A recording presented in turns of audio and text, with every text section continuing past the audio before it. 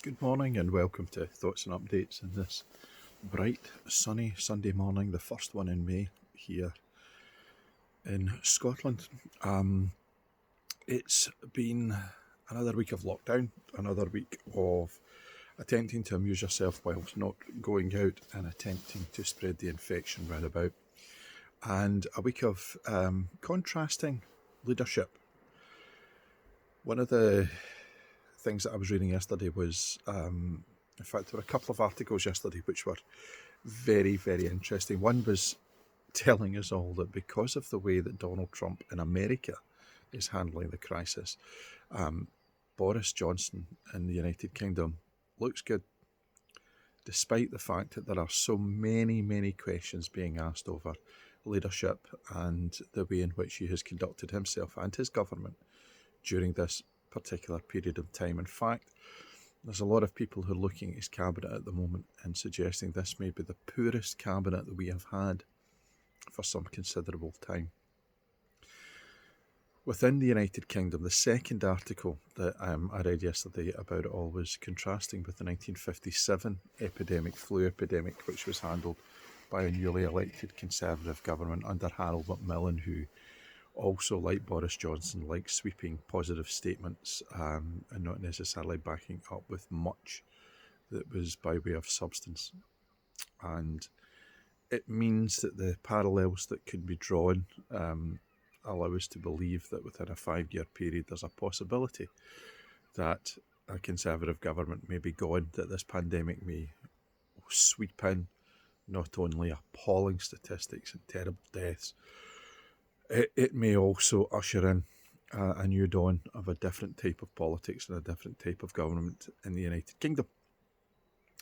Within Scotland, we have a different leader, Nicola Sturgeon. We have a different approach, although not massively different. The Scottish Government have been very keen to ensure that we are not completely out of kilter with the rest of the United Kingdom.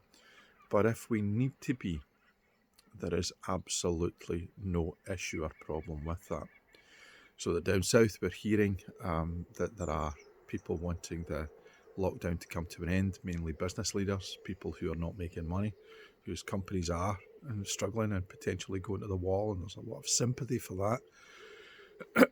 Excuse me, but up here in Scotland we are sitting saying it's far too early.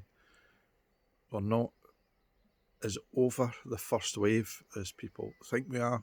We have to be very cautious. We have to be very careful.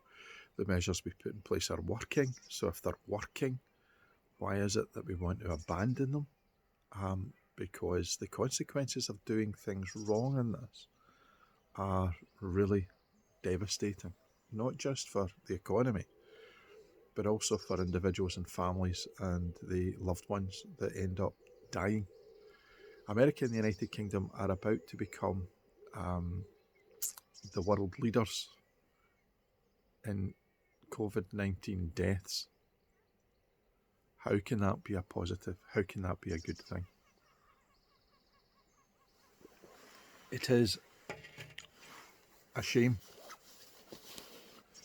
appalling, and many other words that come to mind, that we as a civilised country are dependent in 2021 in the United Kingdom on people putting their hands in their pockets to provide money for charities and the National Health Service to prop up our response to a pandemic. It is not a source of pride that a 100-year-old man walks round his garden to raise money for the National Health Service and raises millions. It should be a matter of utter astonishment at the feat of a quite remarkable human being in Captain Tom, is applauded in a way that people don't understand and realise that the fact that he needs to support the care of people like me and him through doing that is because we have underfunded our National Health Service for years. That people have rather paid less tax than contributed to the common weal. For me, it's not a source of pride. It's a source of pride in him, but not a source of pride in our communities. And I am delighted to have friends over in America like Brad and like Debbie, because it makes me believe that there are opportunities and possibilities that the absolute shambles of a response to the coronavirus that is going on in America at the very, very top, that the terrorists who have stormed Michigan Town Hall with guns in order to stop the lockdown. Can you imagine what would have happened if they'd been black? Do you think the front pages would have been about men standing with big guns outside City Hall? It would have been about an absolute massacre. It would have been questioning their religion.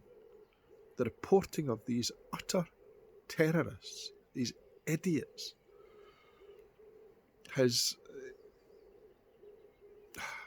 leaves you speechless. So, aside from politics, and we can rejoice that Kim Jong-un is once again alive and well and meandering about North Korea, doing what he does, being a tyrant, dictator, and opening factories.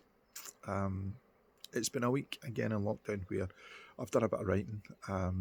Yesterday in particular, I spent a lot of time on the laptop, kind of polishing stuff off and getting stuff away. I had forgotten to send in something to a Malawi journal for the Scottish Football Supporters Association, because we've been working on a project working in Malawi to spread the footballing gospel and message.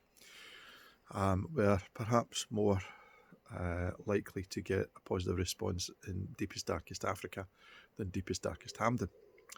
I have once again written a very scurrilous article, this time looking at a murder in the Football Bar in Stranraer, which does exist, which is the Stranraer fans pub, and it's going to be attended by a couple of Polish, 3 Polish in total, the Budgie from Edinburgh, and D.I. Robertson from Govan, and local DS Ian Dugan, who happens to share a name with the chairman of Stranraer Football Club. So,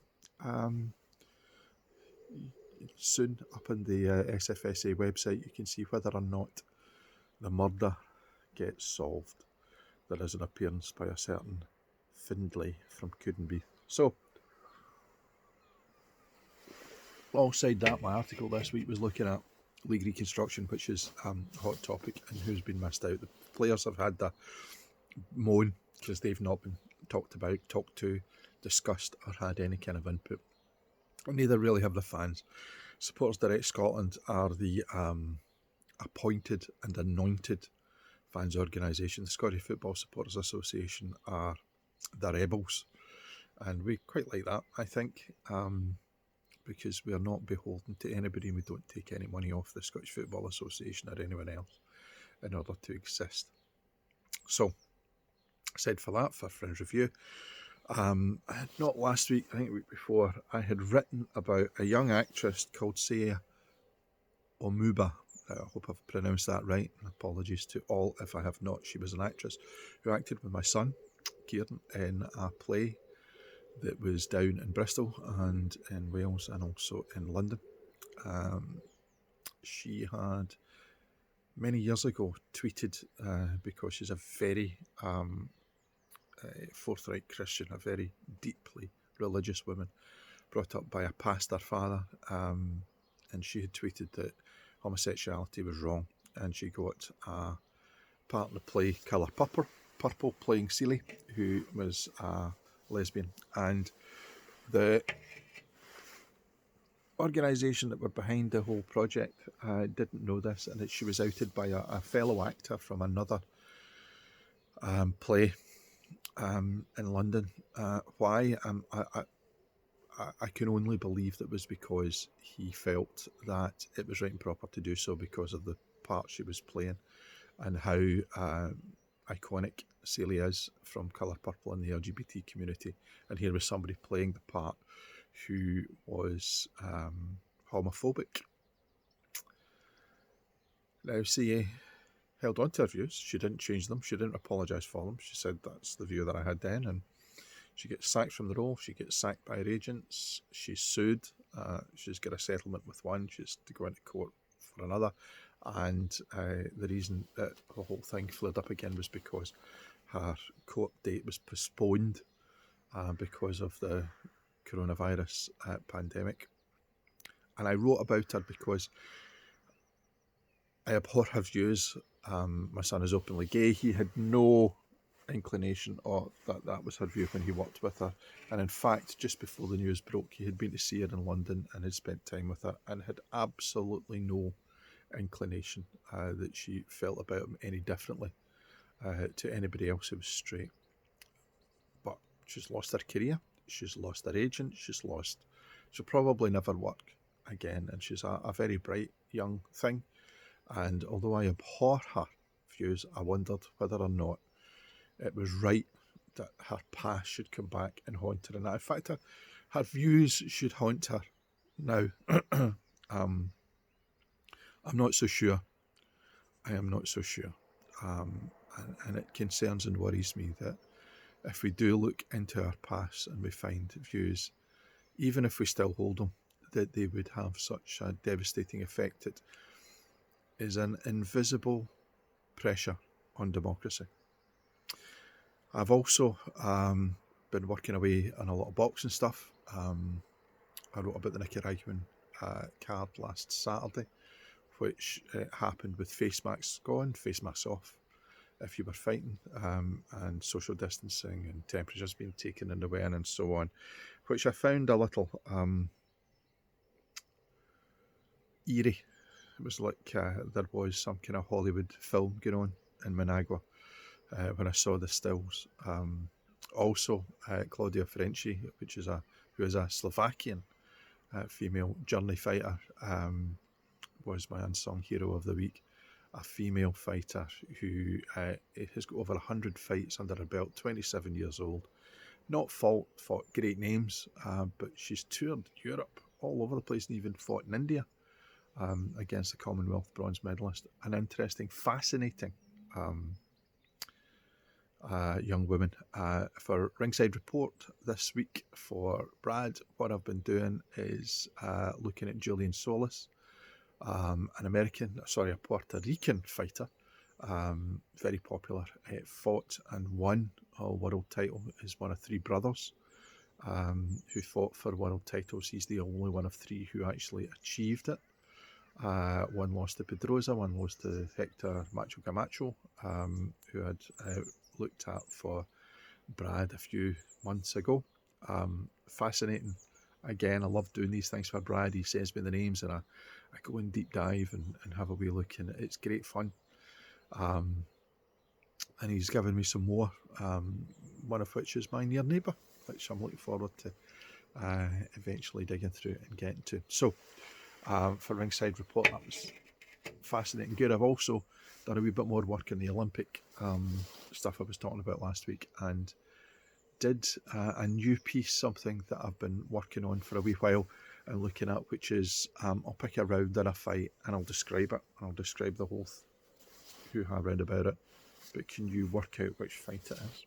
The one I've picked is very obvious. I think it's probably one that people remember because it was a round that has been talked about possibly more than any others, especially over the last few months. So all of that is where I've been and where I am. I'm also looking forward to getting back to reviewing. Fringe Review have launched our online reviewing pack, so we'll be having a look and seeing what's out there. And my plea is always, if you have an opportunity to go and watch artists online, German Street Theatre are doing a sonnet a day, for example. I see Dogstar Theatre are putting the Taylor of Inverness, saw it, great piece. Lorna and I went to see it. I loved it, her not so much, but take the opportunity to go and see it and support the artists who are out there who are currently struggling, as I sit and sip my coffee out of a mug from a Dumfriesshire artist whose art we also have up on the wall in the house. So until next week, see you later. Bye now.